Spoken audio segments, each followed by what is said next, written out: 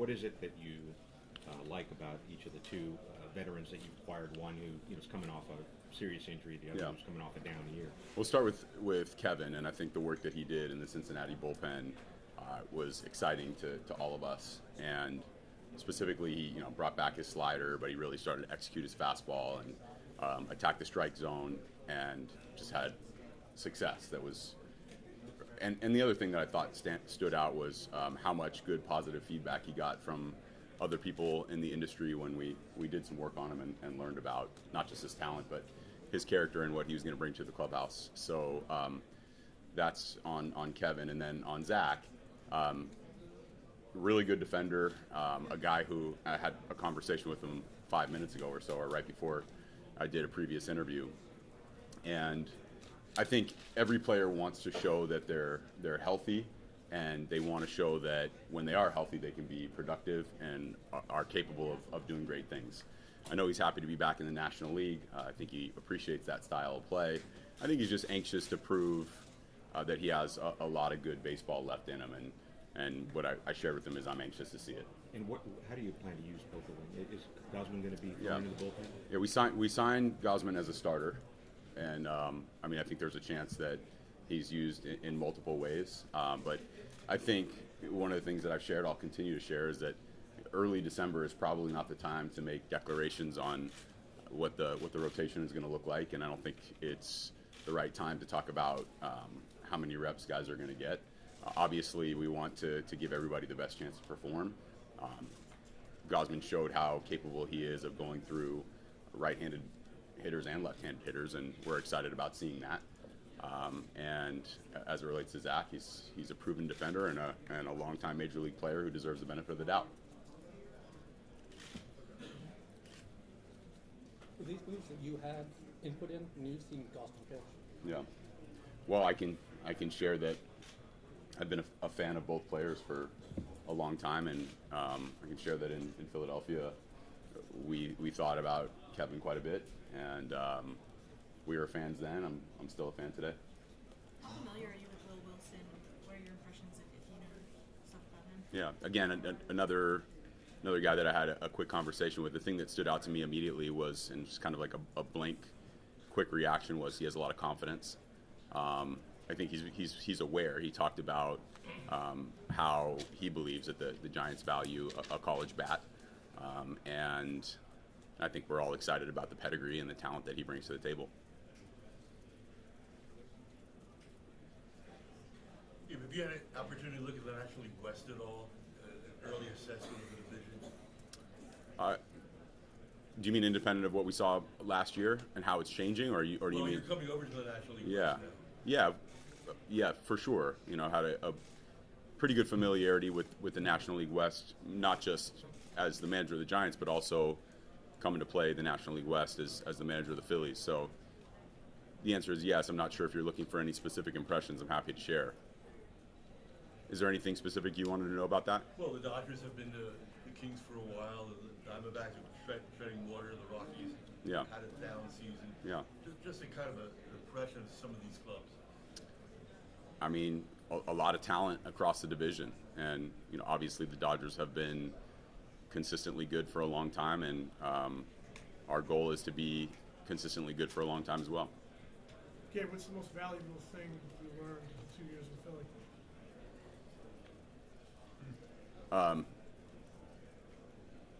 I think the thing that stands out to me is as you know, Jim, I'm excited about getting every possible strategic advantage as a manager and as part of a coaching staff. And I think that one of the things that I learned is that sometimes those small strategic advantages come at the expense of some confidence from a player. And so I think I did a better job in 2019 than I did in 2018 of blending those two things, blending the small strategic advantages with the confidence levels of the players. And I think I'm going to do a better job having learned that, some of those lessons in 18 in 2020 without overcorrecting. I think that's an important part as well.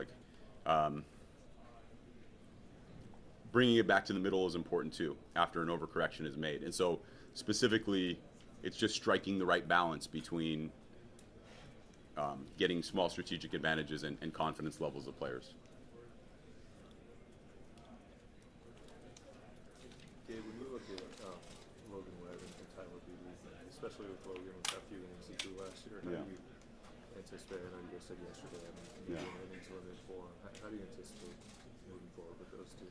I think with Beatty and with Webb, I'm just going to continue to share that it's hard for me because I really get excited about evaluating players based on what I'm reading and based on a small sample size of when we've competed against those players, and we got some exposure to Beatty. And at the same time, I know where we are on the calendar, and I really want to give these players, all of them, the benefit of the doubt to prove themselves and to show what they're capable of. So that entails getting to spring training and getting in the bullpen and seeing them in spikes and seeing how healthy they are. And so my impressions, based on what I've read and some of the research I've done, will pale in comparison to the exposure that I get when I'm seeing them every day go through their work and their bullpen sessions and their work on the dirt, in the outfield and in the batter's box.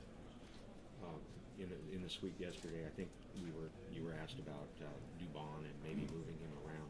Does adding a middle infielder of Cozart's caliber maybe free you up a little more to think about trying Dubon in different places, not cementing a role, but just in terms of what you might do in spring training? I talked about this a little bit yesterday, and I talked about the value of Scott Kingery to the Phillies. And I think what made him so special and what continues to make him so valuable is he can play any position on the field and do it at a high level defensively.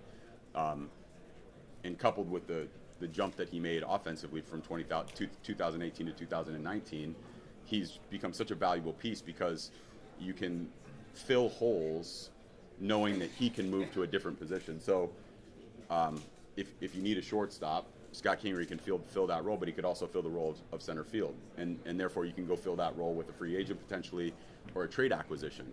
So from the perspective of looking at Dubon, the more capable he is at moving around the diamond, the more valuable he becomes to the San Francisco Giants.